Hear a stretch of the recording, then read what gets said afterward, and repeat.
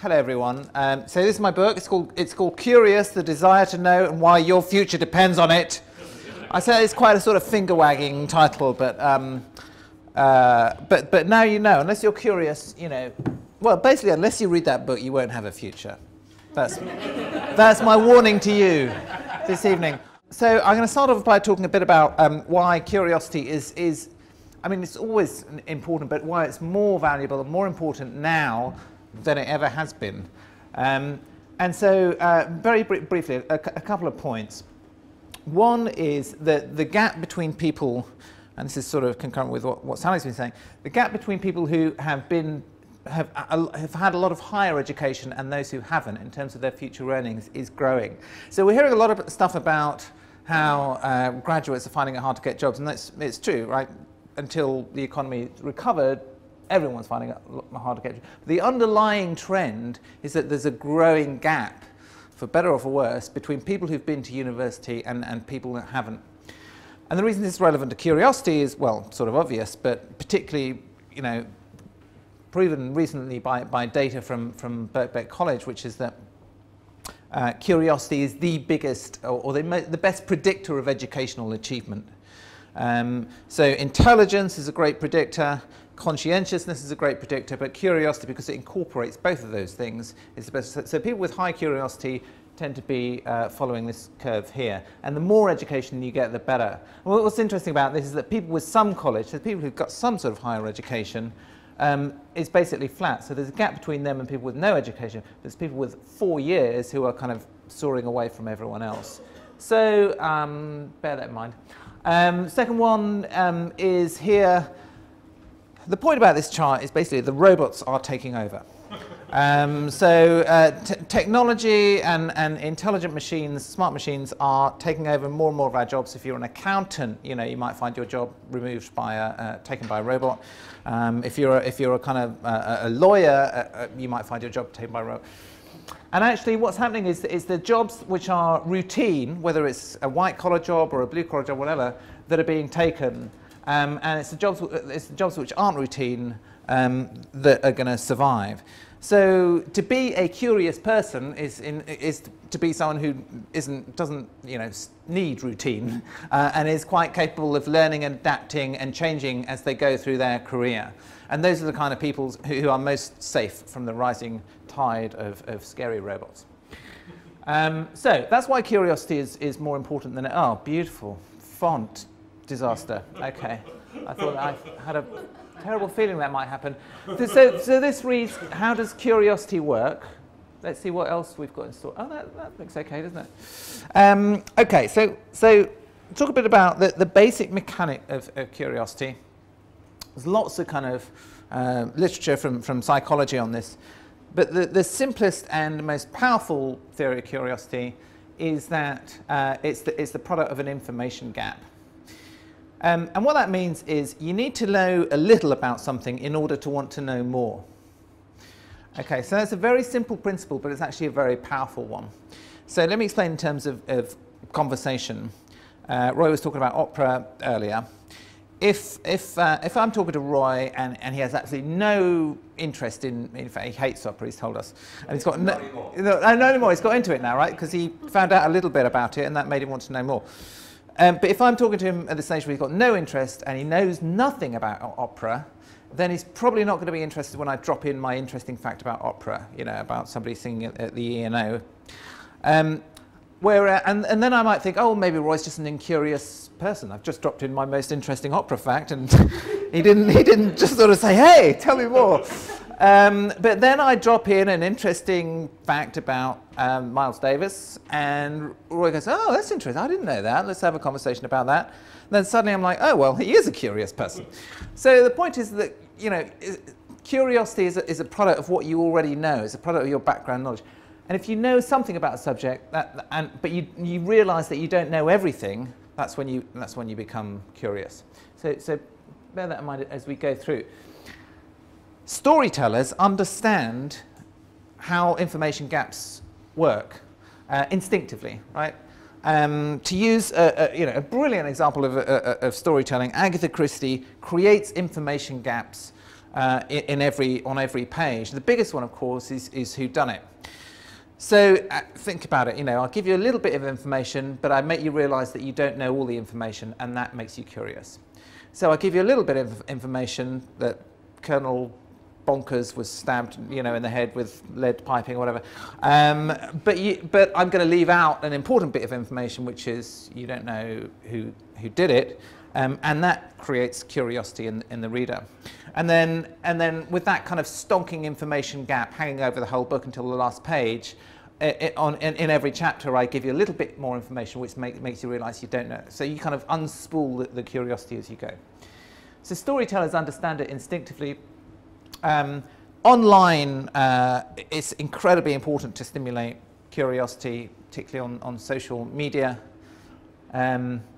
So Upworthy, which probably you're familiar with, phenomenally successful sort of news site, social media news site, and they actually explicitly have said that they've founded their whole theory of how a headline should work on the information gap principle, which is that you give people. So let me explain. In a traditional media, the headline is basically a summary of the story. Right. I mean, you can be creative with it, as the Daily Mirror and the Sun are. You can be funny with it, but basically it's there to say this is what's beneath. In social media, because you want people to click through and you want people to share and engage and so on, it's what you leave out which is as important as what you put in. So you don't want the headline to say everything. You want people to just give them a little bit of something and create an information gap. So he says, here's a couple of examples. A boy makes anti-Muslim comments in front of an American soldier. The soldier's reply, priceless. This amazing kid just died, and what he left behind is one-tacular. And now you're like, well, what's one-tacular? I don't know, I'm not going to tell you. The founder explained it like this. Social headlines need to create a curiosity gap. Too vague and I don't care, too specific and I don't need to click. So you need to get that balance right in order to create the curiosity gap. However, is that really all that there is to curiosity? Creating information gaps and closing them, creating them and closing them? And I think not. And I think you can. If life is really just all about reading one of those headlines and clicking on it, and it's like scratching an itch, And I think curiosity is about something more deeper and more profound and more interesting, more creative than that ultimately.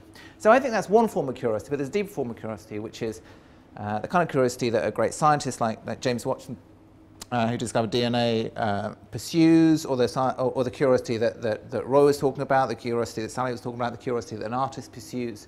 It's a deeper, more profound type of quest. I like that little bump. Okay, so I'm really talking about two types of curiosity.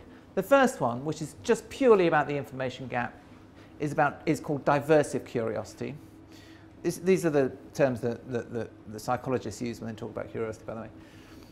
And the second form, which is sort of deeper and more profound and more of a quest, is epistemic curiosity. So diversive curiosity is about seeking out the new, right? And that's the instinct that makes kids kind of, pick up dirt and put it in their mouth because, I wonder what that tastes like. And it's the curiosity that makes you want to click on that link in your Twitter feed or open that email with an interesting subject heading.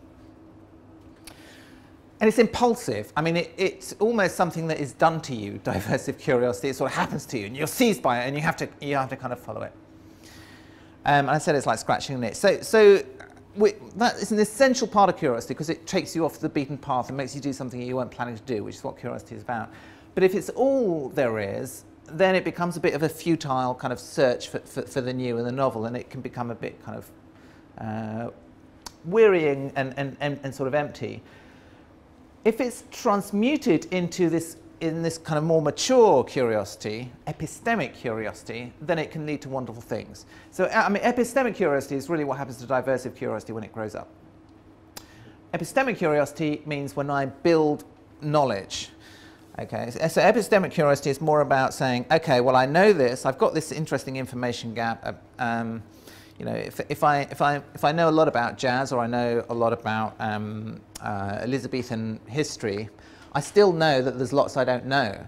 and I want to keep building that knowledge throughout my life. So I think when you meet a kind of a subject or a field of study or a sort of skill set that you know you're going to be interested in for a long time, perhaps forever, it really is like meeting somebody that you want to marry. You know, it's like, you know I will never exhaust this subject. I know I will never kind of get bored of doing this and of thinking about this and learning about this. But the point about epistemic curiosity, the kind of key point is really this middle one, which is it needs to be cultivated. Epistemic curiosity, unlike diversive curiosity, it doesn't just happen to you, it doesn't just seize you. It's something that, although you'll always have the instinct to do it, it's something that unless you cultivate that instinct, you can easily let it wither and die and just sort of, and let it just sort of fade away. But when you cultivate it and you consciously say, you know, this is something I'm interested in, I'm going to make the effort to learn more, then it does turn into this kind of self-fulfilling pleasure and satisfaction that guides you throughout your life. So just to kind of visually summarize this, epistemic curiosity works in this virtuous circle, where the more you know, the more you realize what you don't know, and the more you want to know. And this can happen in the sense that I'm talking about, in the kind of, you know, here's something, a subject that I want to know more about, but it can also happen on a project-by-project basis, like you know, Roy's TV program, where, you know, he's making a documentary, and he's thinking, I'm really getting into this, and the more I get into it, the more I want to get into it, you know. And when you're in that wonderful kind of virtuous circle, that's epistemic curiosity.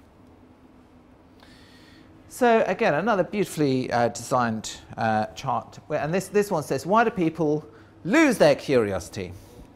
Because we know that you know, very young people, boys and girls are incredibly curious. Again, this is the formatting is all over the place, but the key number is 40,000. By the way, between the ages of 3 and 5, children ask 40,000 questions on average. We know this because somebody did a lot of research taping conversations in households of children of this age. They eliminated all the questions which were just, can I have that? Or, you know, why can't I do this? Whatever. So the only questions they counted were why and how questions, explanatory questions. And they found, you know, they're asking an extraordinary number of questions. I mean, if you have children, or if you've been around children, you know that happens. You know it can get really annoying, and you know it's very easy to just say, you know, just ignore them. But that's also a mistake, and that's also where this principle of effort comes in, because actually some children grow up more curious than others, some households are more curious than others, and the key difference between them is that the parents engage in their children's questions, and in fact they don't just answer the questions, and this is a really key point, they ask questions back. And when parents ask questions of their children as well as engaging in their kids' questions, then those children are more likely to grow up curious, they're more likely to do well at school, and so on and so forth. And of course, talking about school, sometimes the curiosity of children can decline at school. So they've been really, you know, asking all these questions as they've been growing up at home, and then they get to school, which should be the kind of crucible of curiosity, and they ask a few questions. I mean, that's been substantiated. That's partly because they are learning to listen a bit more. And so, I mean, I think there are other reasons for it. But partly it's because some of them just don't feel like they are kind of getting as much from school as perhaps they would like. So yeah, so the only thing I'm going to say about schools for now is that the kids who do better at school are the kids who have grown up in a curious household and who already have some wide background knowledge of the world, right? So when the teacher just mentions America, they know kind of what America is or where it is. If the teacher talks about the government and the Prime Minister, they have a rough idea of what that is. If they can read, you know, most importantly, some basic level. They have perhaps have a little bit of maths. The kids who don't have any of that background knowledge, because for one reason or another, they weren't lucky enough to grow up in that kind of household, they find it incredibly, incredibly hard. Because actually in knowledge terms, there's a rich get richer effect, where if you know a little, it comes back to this information gap, it's easier to know more because you know little already, then you can assimilate the new information into your existing networks in your brain. And the most sort of heartbreaking insight I got when I was researching this it's kind of obvious when you think about it, but it's horrible, which is that if you have two kids and they're in the same class and one of them has a high level of background knowledge because they've grown up in that kind of household and that kind of environment where they've kind of learned a lot, and one of them doesn't, right? They just haven't had that opportunity. Then the kid without it can work just as hard as the kid next door and not learn as much, right? So because they can't as easily assimilate that new information, they're working just as hard to learn at school as they are as the kid next door, and they're falling behind. At which point they do not think, oh, well, this is clearly because I grew up in a household where it wasn't a rich cognitive environment, and therefore it's hard for the new information to assimilate itself into the networks, into my brain. No, they think I'm stupid, and this is pointless, and they give up, and therefore, you know, the division goes like that and that and that and that and that. So, okay, I'm going to talk about. I'm sort of moving from subject to subject here, but they're all related. I mean, we talked about curiosity at home, talked about curiosity in school, and just talk about curiosity more generally in the kind of environment of our lives. The internet plays an incredibly important part in this. And the internet should be the best tool for curiosity ever invented, right? In some ways it is. I mean, it is. But we don't always use it that way, is the point. And this is a kind of very famous answer on a Reddit, on the Reddit site. If someone from the 1950s suddenly appeared today, what would be the most difficult thing to explain to them about life today? I possess a device in my pocket that is capable of accessing the entirety of information known to man.